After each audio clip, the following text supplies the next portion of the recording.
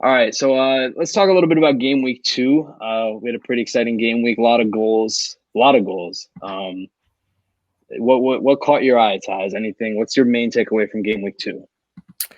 With a lot of goals, I also saw a lot of penalty kicks from going to Game Week 2, from Game Week 1 and continue Game Week 2. Kind of makes me think of to consider more of like the penalty takers for the teams.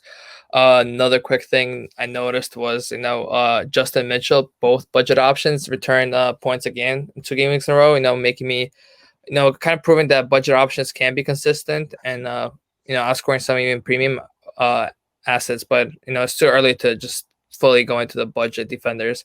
I'll still give some people have the double up on like Liverpool, still give it a chance. They did return a clean sheet, and then my last thing was predicted Barnes was to like go off after having great underlying numbers game week 1. Which she did return points, and currently has the third highest touches in the opponent's box after 2 game weeks, and all of his 10 shots came inside the box. So somebody on my watch list. Awesome. Gash, how about you? I'm thankful for a couple of things. I'm thankful to Jorginho for missing a penalty because I have double Liverpool defense, and that saved me a lot of points right there. Yep. My boy KWP, who I was very high on in the preseason, got an assist and also conceded 5 goals, but I'm not really going to focus on that. I'm just really happy about the assist he got.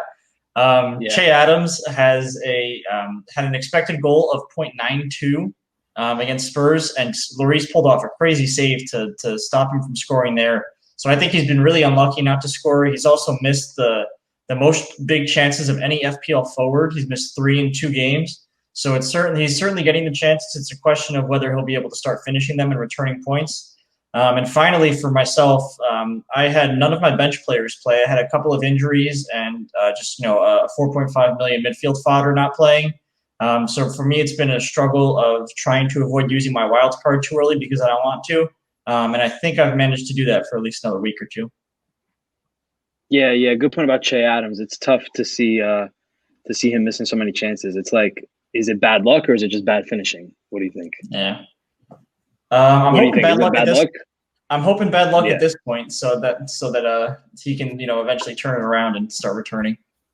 Yeah, that's what I'm hoping too, because he dropped to 5.9. So if he can start returning at that price, he's going to be sick. I'm holding on to him a little longer.